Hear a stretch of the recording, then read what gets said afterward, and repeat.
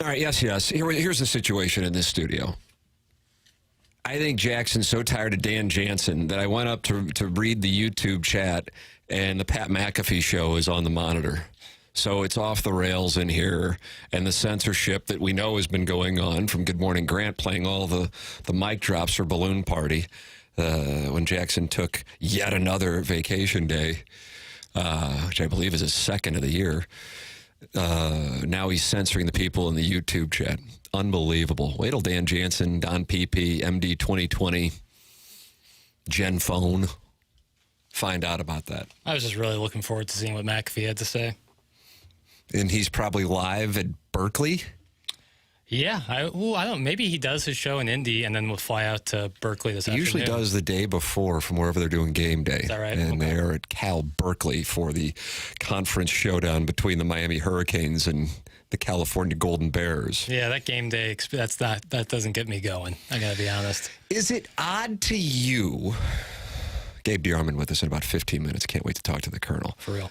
That it feels like, and maybe I'm wrong on this, that even though we have these power conferences now in college football, that we've had like 3 weekends so far in the college football season that are kind of light hand play? Yeah. Yeah. And this is another weekend where Missouri is involved in the only ranked matchup on a Saturday. They were that way, Boston College. Yeah, we are a week away from like the best slate. Tell me about that slate on October 12th. Yeah, I'll give you that slate. Oh, it's Missouri and Amherst.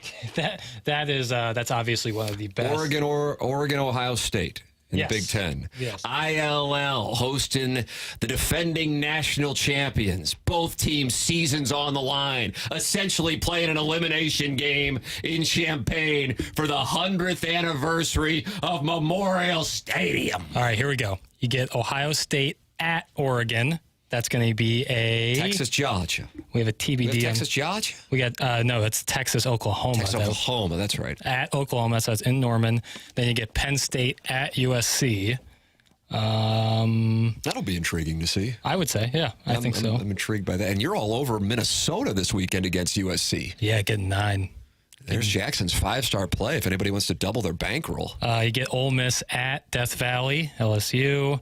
A game that actually might be a sneaker, and it's in the 3 p.m. window. Arizona at BYU. Arizona coming off a win.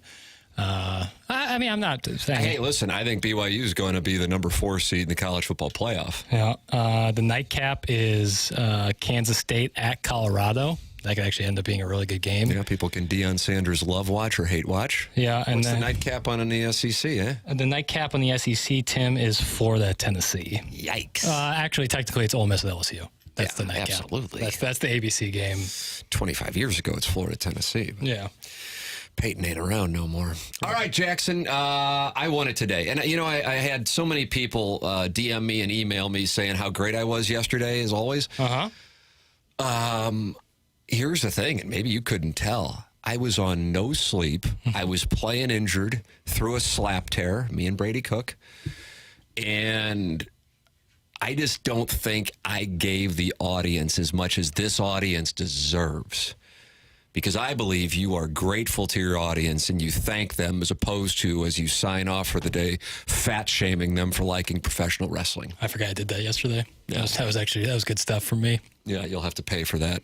Here's the thing about a day when Tim gets poor sleep. You know that the next day he's going to be firing even. I think there's something to that because you're going to go to bed early as hell the next night. That night. That's usually the case. Now I have a 2-year-old crawling into bed with us, and so last night I abandoned ship. Said to my wife at 9:30, "I'll see you tomorrow, sister," and I went down to the couch in the basement. And that's where you can find me, buried under pillows. Yeah, but it's probably assume very quiet, quite cold. I have it set to 67. That's too cold, but quite conducing to quality sleep. I got like 2 hours of REM sleep and 2 hours of deep sleep, according to my Whoop. Check out my Whoop for those of you watching on YouTube. I think you should do our Sanders. He wears a Whoop too? He certainly likes to flash the bling. Well, this costs about $30. Right. Well, I'm a South City kid. I can't afford that. I'm a meat and potatoes guy. What about like some sterling silver? Stainless steel? Stainless steel, yes. Great QFTA today. Great QFTA yesterday, Tim. Thanks for being respectful of my time. That's from your mom's boyfriend. Yeah, we did a QFTA. Quick 15-minute hit. Truncated QFTA. Yeah, that's because I had a call that I thought was going to be like 20 minutes, went about an hour and 10 minutes. But I still wanted to do it. And then I had a doctor's appointment on the slap tear at 1 o'clock. Thing. I have to make an amendment to my statement about the schedule next week. Okay. Texas, Oklahoma, as it is every year, is at the Cotton Bowl, not in Norman. Oh, I didn't even catch that. Yeah, what are you doing? Well, I mean, it says, like, on the schedule, it says Texas at Oklahoma, but then you look to the right and it says Cotton Bowl, Dallas, Texas. I forget. Most people know that. I'm sorry. I concern myself with the local teams. I'm not too worried about Texas and Oklahoma. You'll be worried about Texas when Missouri plays them in Atlanta. God, I want that so bad. I want Texas so bad. I want to beat Texas You hate bad. Tennessee more than anything. Tennessee's What if you got Missouri and Tennessee in Atlanta? I've seen Missouri beat Tennessee a couple times, so like I've reached that rocky top. I can't play on words. I'm sick. I really can't remember a time, basketball or football, where I've seen Mizzou beat Texas. At least when a team like Missouri was really good or Texas was decent. Or I think when I was a senior at the University of Missouri, Missouri beat Texas when they were not in this. Oh, I guess they were in the same conference with Ricky Williams too. When I was in college, I can picture my place next to Flat Branch. Love Flat Branch. Ran a hell of a sports book out of there. I think the statute of limitations is up. Yeah, CPD ain't listening. But when I was in college was the bowl game where Tom Herman was trolling Drew Lock. Yeah, I didn't really care about that. I mean, it's like an exhibition game. Like the Cardinals and Marlins got in a brawl today in Jupiter. Whatever. All right, Jackson, what do we have? I mean, I'm loaded for bear. It's a Friday six-shooter. Nice. It's a Friday six-shooter tradition. We, of course, have Gabe coming up in the next segment, talking Missouri at Texas A&M. Texas would dog walk Mizzou. That's from El Gato Grande. Yeah, we'll see. Keep that same energy, but looks like Jackson's above the fray today. That's what I noticed. As of right now, yeah, Texas has played better than any team. Maybe Alabama. Alabama, of course, number one, but I think Texas has played just as well. And Missouri has not played well yet to this point, so I think it would be easy to say that they're going to dog walk them if they do end up playing. I'm just saying keep that energy if they end up in the same place, because if Missouri ends up playing them in Atlanta, that means things have gone right, and watch out. Wow. Yeah. So that's Missouri winds up in Atlanta. That probably means, well, it has to mean they have at a max one loss. Right. I am operating on the premise in parentheses that they win at Amherst, because theoretically they could lose at Amherst and still be in Atlanta. But you can't have two SEC losses and be in Atlanta. That would be my supposition. If they lose at Amherst, I might go find some secluded area and sit there for about 3 months. Well, now you're going to have a lot of people in the audience opening for the Minutemen to take care of business next week. That's fine. Just know that I don't think I could face the music there. You wouldn't be able to... I might have to, delete all... I just unplug the old router and exist via just, letters. Oh, you'd be like a hologram. I would just resort to not seeing anything because I would be in disarray. Jackson, I guess I ought to break because the Colonel's coming up at 10:15. Yeah, probably best. All right, that's the right thing. So the six-shooter will get underway at 10:30. Any questions you may have for Gabe DeArmond, you can send them in, 314-399-9646. And you can also participate in the YouTube chat where they are debating the merits of Missouri. I mean, you knew that was going to happen. That's part of the deal. Yeah. There will be a lot of people listening right now who will be pulling for the Tigers tomorrow at 11 o'clock on ESPN. But there will be a lot of people in the audience listening right now who will be pulling against them. And now I guess there'll be a lot of people watching next week on ESPN2 when they roll into Amherst with the backdrop of the fall foliage in New England, who will be hoping that what takes place over those 4 quarters leads to Jackson leaving the show for 3 months. What if Mizzou were to lose this week at College Station and then their game against UMass is nationally televised at 11 a.m.? Brutal. All right, Jackson, we'll take a break. The Colonel's going to join us next. This is Balloon Party driven by Munganess, St. Louis Acura, Munganess, Burkhardt, Alton Toyota on 101 ESPN.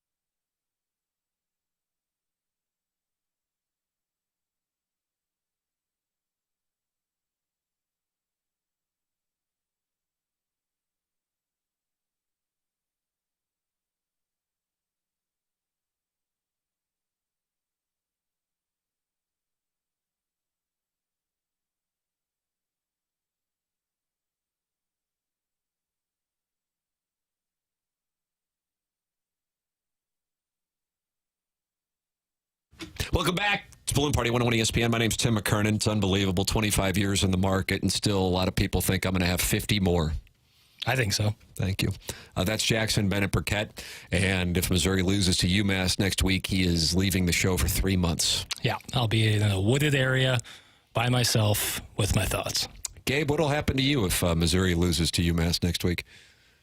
I don't know, but I think the more appropriate thing for Jackson would be if Missouri loses to UMass, he does the show solo for 3 months. Oh, right. Like I could have my contract adjusted for that. I would just take the voicemails that you don't take, Gabe, and break those down. That's fair. Yeah, I mean, the voicemails, the only positive would be, the voicemails would be elite. I wouldn't even talk. I would just play them. You're right about that. There would be payoff. The server might crash if they lose to UMass. My wife would be like, let's go do something. I'll be like, I'm listening to Gabe's voicemails. Leave me alone, woman.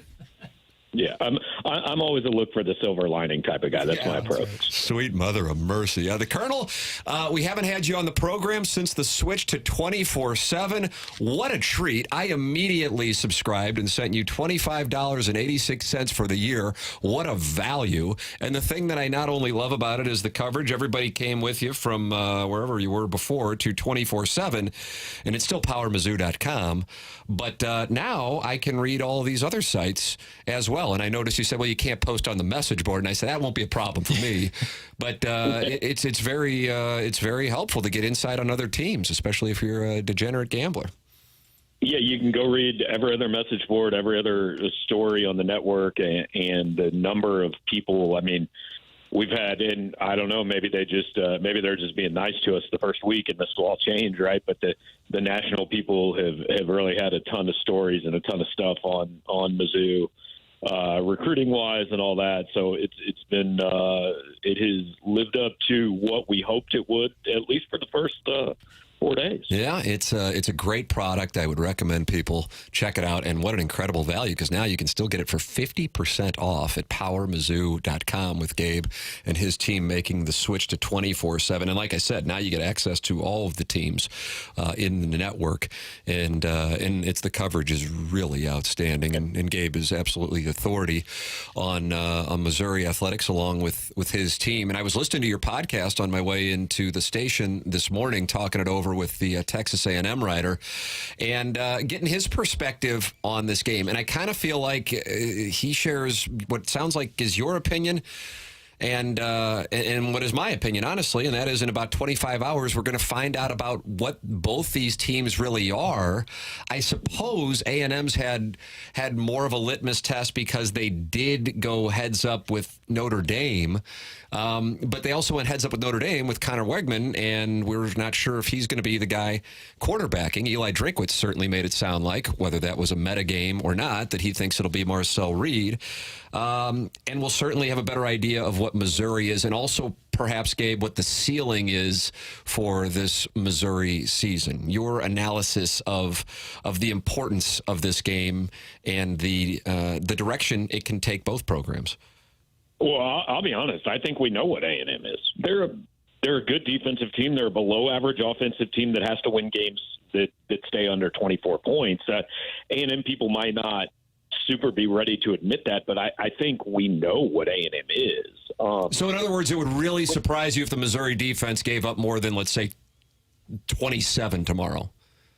I don't think A&M can win a game that gets to 27, but unless it's, if Brady Cook gets sacked and fumbles on his 7-yard line. Obviously, things like that change the game. But if this is just a traditionally played game, I don't think A&M can get to 27 points. Okay. And then the flip side is, I think the hope is you don't yet know what Missouri is, right? Because what we've seen in the first 4 games, I think, has been good enough to be 4-0, but hasn't been what everyone was expecting to see. So this is a big one to me because, it's week 5. It's on the road. It's an SEC game. We know everything that's at stake here. If you go out tomorrow and it looks kind of like the last 3 weeks or the last 2 weeks have looked, then it's time for us to stop saying, well, Missouri isn't playing its best, and time to start saying, no, this is actually what Missouri is. If you go out and do the same thing you did against BC mostly and against Vandy for sure, even if you win, it's time to say, okay, that's great. They're 5-0, but we've got to quit talking about the best receiving core in the country in this offense that's going to light it up because, I mean, it's wild to think, but we are 8 days away from being halfway through the regular season. You know, so if this is what you are through 5 games, this is just what you are.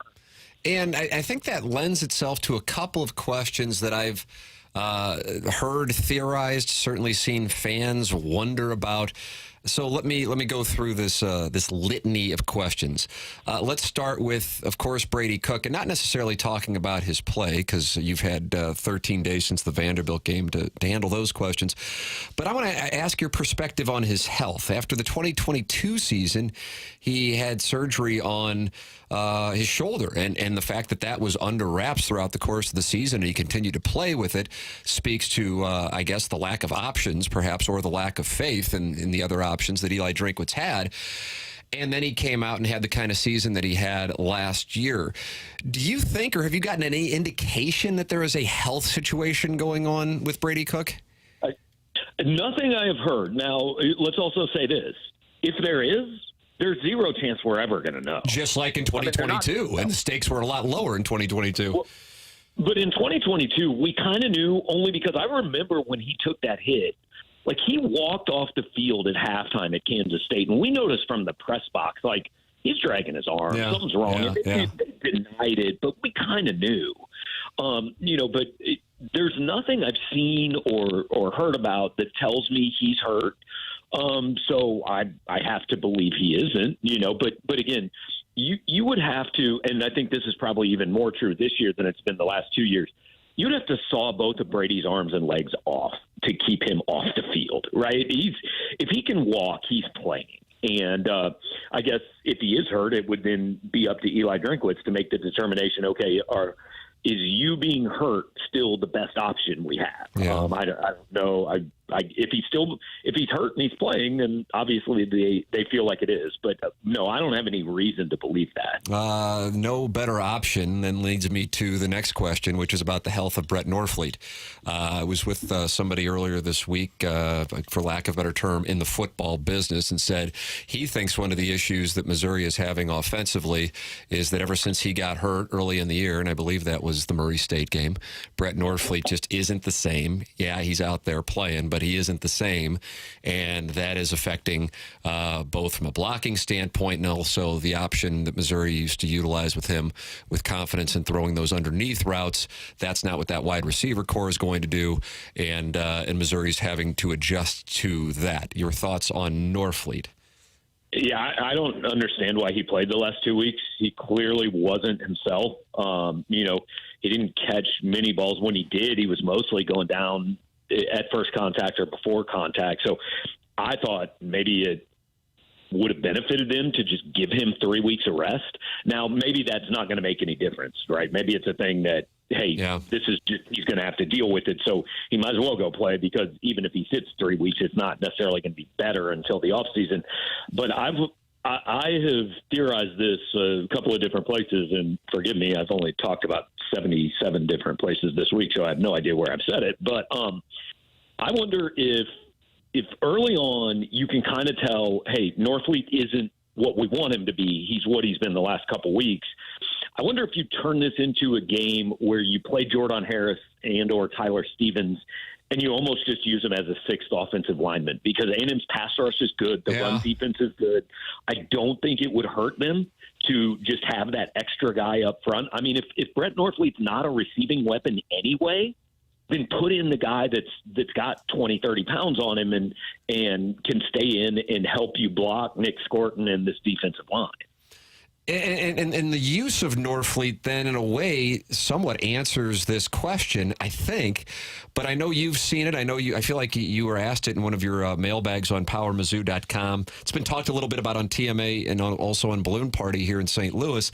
And that is the theory, and maybe it's rooted in hope also, that Missouri's lackluster performance in particular, it's against Boston College and Vanderbilt offensively, is an example of Eli Drinkwitz and Kirby Moore doing what some theorize they did last year, in particular against Middle Tennessee State, and kind of sitting on the playbook until they need to reveal it against Texas A&M like they did last year, in theory, against Kansas State. But if that's the case, then why was Norfleet playing? So your thoughts on that theory, Gabe?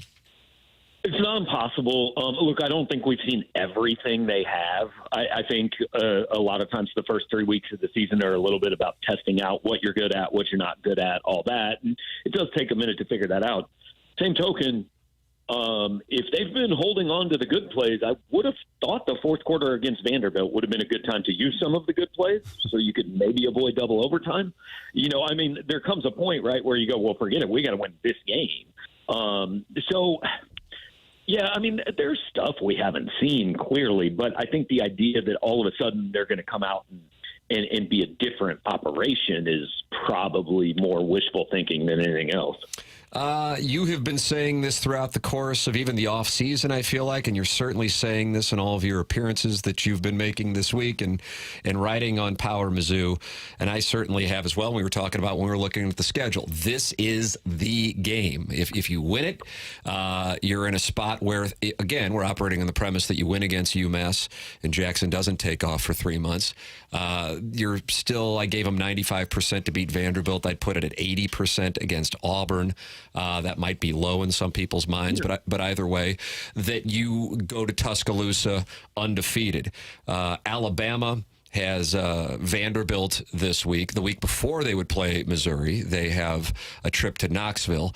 But from a program attention standpoint, if Missouri got to Tuscaloosa undefeated, and if Alabama can go into that game undefeated, very good chance you're talking about, if you look at the other schedules of the top 10 teams, a number 1 team against another top 5 team, and most likely the 7 o'clock focal point game in college football that weekend, and an opportunity for Missouri not only to have that stage, but also to show what they can do, kind of in a position where even if they lose, they're in a decent spot. So this game not only has importance for tomorrow and for the entirety of the season, but I think also from a profile perspective, it can really lead to something big, operating on the premise that you take care of business against UMass and Auburn. Yeah, the last point you made there was, or the next to last one was the biggest one to me. What this allows you to do, in theory, is to go to Alabama not having to win the game. If you lose tomorrow, I think you go to Tuscaloosa borderline having to win to keep your college football playoff hopes alive. And that's not, look, Georgia doesn't want to be in that. Nobody wants to be in that position, going to Alabama needing a win, right? So if you win tomorrow, then you should be going to Alabama, like you said, 7-0, top 5 matchup, all that. And there's really no downside. If you walk out of there with like a 35-21 loss or whatever, it's not going to hurt you, right? I mean, losing at Georgia last year didn't hurt Missouri, and now they obviously were super competitive in that game, but even losing at home to LSU didn't really hurt Missouri because it was a respectable loss and all that. So I just think if we take the downside, if you lose this game tomorrow and then you lose at Alabama, you're going to get to the end of the year, and the conversation about your best win, even if you're 10-2, is going to be, okay, was it Oklahoma or South Carolina or BC? I'm sorry, that just doesn't say playoff resume to me. You know, with as many teams as I think are going to be, because the SEC and the Big Ten are pretty top-heavy this year. The bottoms of those leagues are not pulling big upsets that are going to help a lot of people. I know Kentucky beat Ole Miss, but you can look around and see 4 or 5 Big Ten teams that you think are probably winning 10 games. You can see 5 or 6 SEC teams that you think are probably winning 10 games. And so when you get in that situation, if you start stacking up the resume and you go, yeah, well, that was a nice win over 7-5 Oklahoma, and that's the best thing you did, that's pretty tough to get in. Yeah. So I think, somebody asked me yesterday, if Missouri wins, are they a playoff team? I said, I won't know that. But I'll tell you this, if Missouri loses, I feel fairly confident they won't be. I would share your opinion on that. At that point, like you said, you go and then you beat Alabama. It changes the whole the conversation. But that's not something many people are thinking is particularly likely, at least as of this moment. We'll know a lot more in about 25 hours. The coverage on PowerMizzou.com leading into the game, and then on the post game. Major recommendation from me. Gabe does a post game show. He fields voicemails. They're wonderful, and oftentimes I get the sense that some people have had a nip of the cooking sherry before they leave the voicemail. And it's delightful. We've adjusted the responsibilities tomorrow, so I can promise you there will be more voicemails on the show. Wow.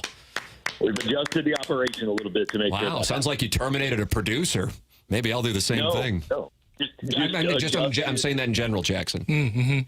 Adjusted the producer's responsibilities and put a little focus on getting the silver voices on the show. Nice. Wow. Sounds like you're flush with that 24/7 cash and just adding the staff. Yeah, Vice President of Special Projects. Yeah, indeed. I'm just going to let it breathe. I've just made a conscious choice. I was not sure if anybody was still there. That's good radio there. We can use that as a promo. I mean, I'm always looking for new promos. Colonel, I'm looking forward to watching the post-game show tomorrow. What does that say for my social life? That I can't wait till I get to watch Gabe on YouTube at 3 on a Saturday. Yeah, hey, it's 3 o'clock Saturday afternoon. It's like the pre-party, right? Yeah, you can do that. Absolutely. The pre-party to me going to bed in 5 hours. Down in Soulard or wherever it is you might pre-gaming with Gabe. Oh, God. If I were at Soulard tomorrow night, they'd think I was a predator. Colonel, it's always great to talk it over with you. Congratulations on everything at 24/7, sir. All right, thanks, guys. Appreciate you having me. There is. That's Gabe DeArmond now with 24/7 Sports. The website's still the same, though, Jackson. PowerMizzou.com. PowerMizzou.com. And now more voicemails because Gabe's flush with cash and he's hiring up like 20 people. Yeah. Maybe all the people who got fired by the Marlins are working for Power Mizzou now. It'd be a good little, that's a nice little pipeline. Yeah, 70 people terminated by the Marlins yesterday. Yeah. My goodness. Well, Turner Ward just got the old short haircut. Yeah, the Cardinals, I guess he's going to be the assistant to the vice president of special projects. He is now out as well. So, the core issues of Michael Gersh and Turner Ward, those were tended to. Yep.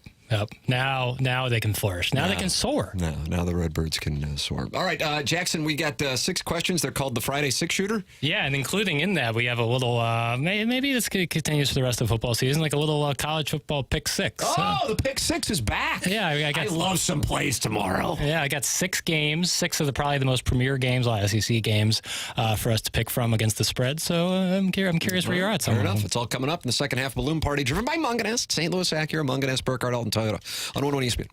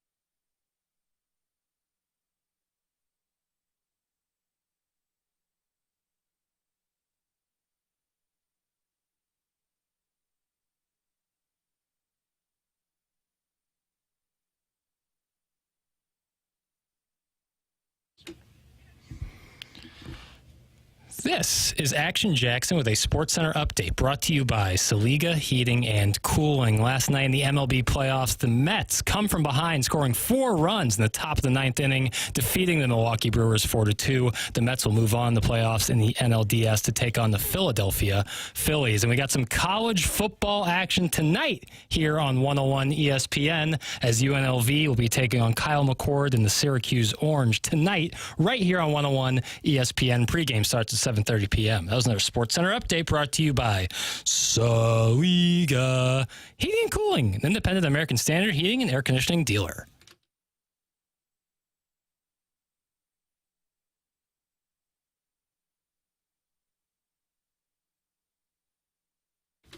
Welcome back to Balloon Party 101 ESPN. My name's Tim McKernan. That's Jackson Burkett. It's Friday, October 4th, 2024. And what that means is Jackson has 6 questions between now and 11 o'clock that he's going to call the Little Piddles Friday 6-shooter. Jackson, your mic. Yeah, well, let's do, I want to get into this pick 6 action. All right, let's do it. All right, so obviously the game that we just talked about with Gabe DeArmond is Mizzou, Texas A&M. Texas A&M is 2.5-point favorites at home. Who do you like, Tim? I hate doing this because it's a zero upside play. But I have an obligation to be honest with the audience. Mm-hmm. I love Missouri tomorrow. I'm do as taking well. the Fighting Tigers. Yeah, no surprise. I am also on the Fighting Tigers. Yeah, but I think my view has more credibility. Most of your views have more credibility. Yeah, I guess unless we're that's talking Hoop Rock. Yeah. Let's move on. This game, this is one of the 2 non-SEC games I have on this list, but I think it's an interesting one because one of the teams is ranked against the team that has been ranked or around ranked. Louisville is 6.5-point favorites on the road at SMU. Honestly, I don't have a real strong feeling on this one. I will take... What time's the game? The SMU and Louisville game this weekend, Tim. This is a delay tactic for the audience. It absolutely is. LSU, that game. We're covering LSU for some reason. That game, or I'm sorry, Louisville. Although they might go by LSU. I don't know. It's definitely not at 11 a.m. What Gabe say? Great radio. I'm just letting it breathe. I'm starting to perspirate, if that tells the audience. I couldn't be more comfortable. I'm David Freese in a 9th inning at bat, just taking it all in. Oh, look, he's doing the 7-4-7 breathing pattern. He don't give an F. He doesn't. That game actually is at 11 a.m., so good take, Jackson. Perfect. 11 a.m. game. I will take Louisville. I will as well. So we're on the same games, 2 for 2 there. I don't think that will be the case after this one. Auburn at Georgia. War Eagle. -22, Georgia at home. That game opened at Georgia -24, so that line has moved down. Well, this is putting me to the test. Yeah. And I was prepared to just have a rat-a-tat-tat style delivery. I'll go Georgia. I'm also on Georgia. Really? Oh, you thought I was going to go taking the points with War. I thought you were. Yeah, all right. Fair thought you enough. were. We're 3 for 3 on the same I think ones. Georgia's All right, got we're halfway through. I think they got to do a little bit of running up, and I think that's They just got to win games. All right, this is an interesting one. Ole Miss at South Carolina. Ole Miss 8.5-point favorites. 2:30 kick, 3:30 in Columbia, South Carolina. Yeah, and that game opened up at Ole Miss -11.5. The issue with this is we don't know who's quarterbacking South Carolina, and that matters. Lenora Sellers is probable. Okay. He's probable, as is Rocket Sanders. Now, you're going to mock me because you think this is the PD public play, but I'm going to go with South Carolina if Sellers is playing. Yeah, I hear that. I'm going to take Ole Miss. I think there's some funky is going to happen, or Ole Miss is going to bounce back hard. I think the fact that the game opened up at 11.5 has dropped all the way to 8.5 has people reactionary to what happened last week with Kentucky. I'll be on Ole Miss. I understand that. It's just I think South Carolina might be pretty good. That's I do too. The issue. I do think they're good. I think once Lenora Sellers gets a couple of years under him, he might be really good. All right, Jackson, we got our 5th game. Rutgers, our friends from Piscataway. Yeah. Yeah, a lot of Rutgers fans in the audience. Just coming off a win against UW. Will be at Lincoln, Nebraska. Nebraska are 7-point favorites. What time is this game? That game. Okay. I'm going to go with Rutgers. I'm on Nebraska. Okay, all right. We got another differentiator. That game's at 3 p.m. Okay. The game is at 3 p.m. And then the final game I have listed for this, Rocky Top at Arkansas. Tennessee, 14-point favorites on the road at Arkansas. I am on Arkansas. I am also on Arkansas. Wow, really? I thought there would be a... So my cousin is a massive Tennessee fan. He's a little nervous about a night game in Fayetteville. He is making your way through the Ozark Mountains, and then all of a sudden you see the bright lights of the stadium.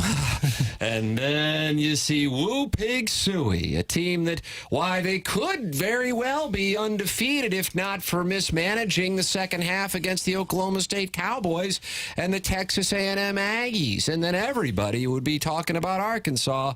But alas, they're talking about Sam Pittman fighting for his life tomorrow night at home. opposite of how when Tennessee went to Norman, how they kind of started out hot and then Oklahoma kind of backdoored their way to a 10-point loss. Yeah, Heupel sat on the ball. I knew they weren't going to be able to do anything offensively. I think this game stays close for a while, similar to like Illinois, Penn State, and then Tennessee breaks away a little bit at the end. But not enough to cover the number. Maybe like 10. I could say another 10-point victory for Tennessee on the road. Hey, we still cash our tickets. I think that's. We're just trying to make people money. We make picks, you make money. We make picks, you make money. All right, what's your next question? My next question, Tim. Do you think the days of larger-than-life sports media figures are behind us, or do you think that the hashtag quest for clicks, we can see sports media become more household names? Comparing to 20 years ago, do you think it's easier to get into sports media space but harder to ascend to tangible success? Wow, this Jackson Burkett. Just when you're excited about Missouri losing to UMass so he goes away for 90 days, he comes up with a question like that. The second question is an absolute yes. Could you repeat the second question just for those who might have been distracted by the length of the question? Sure. Comparing to 20 years ago, do you think it's easier to get into the sports media space but harder to ascend to tangible success? Yes, 100%. So what's the first question? The first question is, do you think the days of larger-than-life sports media figures are behind us? Or do you think because there is a hashtag quest for clicks, we can see sports media become more of household names than the years before? Well, I hate talking about myself, but I mean, I'm larger than life. Mm-hmm. Both physically and it's a height in joke. the cultural space. We're gonna knock in a 2-inch putt. What? I avoided when asking you said you were going to sleep on the couch. I was going to say, is it a love seat? Oh. But I didn't say it. But I didn't say it. It's hot in here, by the way. It's exhausting is what it is. It's exhausting. Maybe you should Gabe me and just offload some of your production staff and bring in someone better. That's right. And then I'm not on a quest for clicks, except minus my gifts that I tweet out every once in a while. Yeah, which one was the one yesterday? The Facts of Life for 2 days ago? Oh, yeah, that was Tootie. Kim Fields, delightful, living single as well. From a strictly journalistic standpoint, that might be the case. Right. From like these take-smiths who just say stuff that they don't really mean just for the sake of the attention. Or what do you call it, grifting season? There's some light grifting. I think there's heavy grifting. Yeah. That's what's, right. That's what's there. But if I can find somebody who I'm like, oh, this person really doesn't give enough, they're just going to say what they think. Yeah. And they're not like playing to like the hillbilly crowd. Or right. Take your pick of where you already know their opinion before you see the topic and you know what their opinion's going to be. That bores the F out of me. Yeah. If it's a ball, call it a ball. If it's a strike, call it a strike. That's all I'm looking for. That's all I'm looking for. I'm not looking for much. Am I asking for too much? I'm just looking for a man who's over 6'1", who makes a minimum of $500,000 a year. My ears are burning.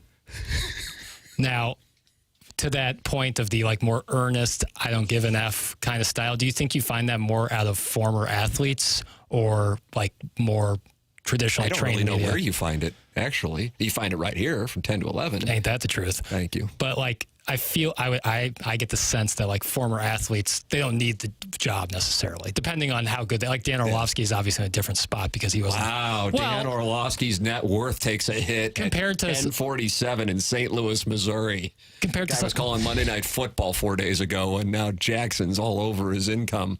Unbelievable what just happened here. Compared to someone like, let's say, like Cam Newton, who made a boatload of money and has a pretty nice nest egg and can kind of do whatever they want in the media space because it's not like if they got fired, even though he does his own thing, who cares? Charles Barkley, another prime example. Like, I just don't care. Yeah, I get that, and I agree with you. Okay. I agree with your overall premise. But most people, I mean, I could have played professional sports. Right. Let's be honest here. But most people aren't former professional athletes, and so then it either becomes, where I'm on this particular station, so I got to say this, or I'm working, on the side for this particular thing, so I got to say that. Can I stone cold Steve Austin and throw up both birds? I don't know what the policy is. Eli Manning did it, so I don't see why. Really? Yeah, No, and he's really all shucks. Steve Stone Cold is Austin 316. No, Eli Manning, I feel like has an all shucks kind of. And you just feel that way because he talks with a drawl and you think you're above him. No, there's a couple of shots of him on the sideline doing some heavy mouth breathing. Tom Brady in the Super Bowl twice. That, and then... Why, you call him a mouth breather? Unbelievable. Boy, they're going to just play this in Bristol as like bulletin board material with former quarterbacks up there. I love Eli Manning. And backtrack season. Although he is an Ole Miss Rebel, but there's a couple of shots of him from the sideline in New York, just like heavy mouth breathing. The people know that. I mean, I'm not saying anything. Myself from this, the attacks on the Italian community, the Irish community, and now those who breathe through their mouth, I do not support. Thank you. Thank you for listening to the show for its 33 months before it was canceled for Jackson's unfortunate mouth breather comments. Listen, I know. I want to say I like Eli Manning a lot. And I actually think... How does anyone in the world not know who Stone Cold is? That's from Tiny Pee-Pee. Did I not say I know who Stone Cold Steve Austin is? Tiny Pee-Pee. I heard otherwise. You going to go against Tiny Pee-Pee? No, but he's doing he's grifting right now. Oh. He's doing some grifting. Man. Well, should I get into that Vince McMahon documentary? Yes, I just finished it last night. And it's really good. My wife's listening, which is about 3%. She's going to be irritated that I've finished it without her. Although that's been a theme throughout the marriage. Is it? Yeah, my thing about the mouth breathing. Are they 6 1-hour episodes? Approximately. Yeah. Okay, it's really good. All right, I'll check that. Big fan. Yeah. Kind of weird. They did all the interviews before I didn't realize the stuff he was texting the. Oh yeah. Well, that just came out like a couple months ago. I mean, right? I'm a grade A pervert. Sure. And I'm reading this and I'm going, boy, this Vince McMahon. This makes like Penthouse Forum look like a Disney animated film. What in the hell? And he's like 75 when he's sending this. Like, dude, I could be rolling balls and I couldn't come up with this stuff. And you're 75, and I mean, you're all over the map. Yeah, I've seen those. And you're texting it. I mean, don't you have counsel? Seriously, that's when you start writing letters.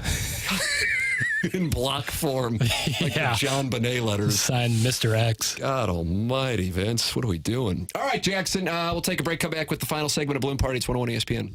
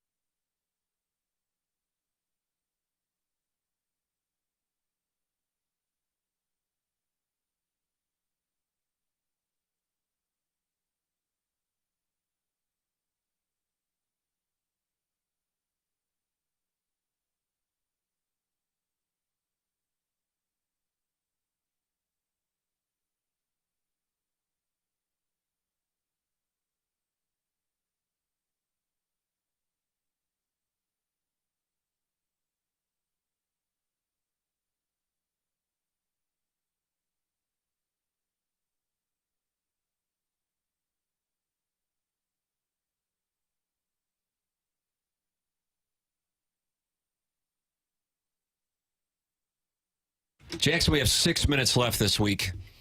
We have 24 hours and 6 minutes before the ball's in the air in College Station, Texas tomorrow. We have 4 days before they drop the puck in Seattle at 1:30 Pacific time. That's right. What's you going to do with it? What's your excitement level for the Blues season? Just as not a question I had written down, just kind of. No, I mean, it just shows your improv ability. Thank you. 8. 8? I just really enjoy it. I think part of it, honestly, is I like going to the games with my now 7-year-old. I think I'll probably take the 2-year-old, too. The 3 of us will go. A lot of testosterone in that room. Yeah, but and of course, they only play 2 periods on weeknights. That's correct. Yeah. They might reduce it to 1 with the 2-year-old in the building. Yeah, it's true. Do you think that something like, because the Blues will obviously be running out a younger team, that Cup aspirations probably a long shot this season. Do you think something like that would actually prime Cardinal fans for what the season to come, baseball-wise?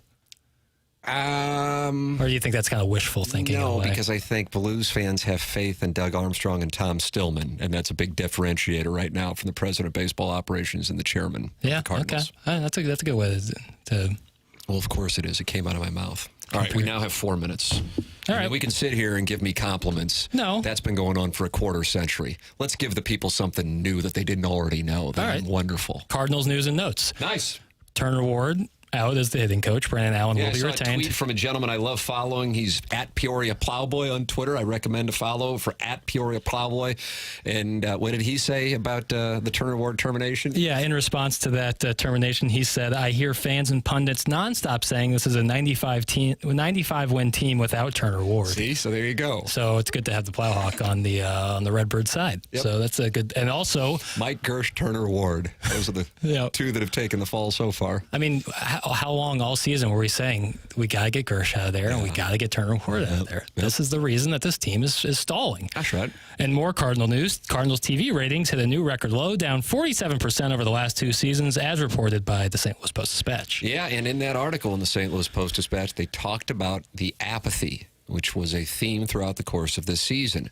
There was anger, and there was a lot of anger on Monday after that press conference. But even greater, and from a business standpoint, apathy. Yeah. That's what you got to be concerned about. They have people who are just like, yeah, I don't really care. I don't know. I'm not watching. And in the article, I believe it was written by Dan Caesar, the Post-Dispatch, they talk about the combination of the team's performance along with the difficulty with which many people, now if you have spectrum and you're like, why do people complain about it? Well, not everybody has spectrum. People have had with watching the games. Mm-hmm. And then after a while you go, I don't really miss it. Right. I think some people have found that with the NFL, actually. They initially didn't want to watch it because they were pissed about the Rams thing. And then they're like, you know what? I used to spend my Sunday afternoons and Sunday evening, for that matter, and I'm sitting on the couch.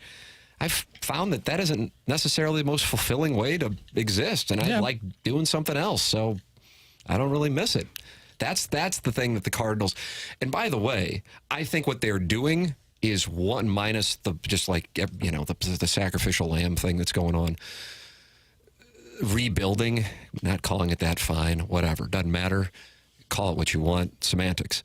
But doing what they're doing, I agree with it. I'm not sure they'll execute it properly. But what fans need to understand is this isn't like, okay, they'll do this in 25 and then they'll be back in 26. This is a process, and it's going to take some time.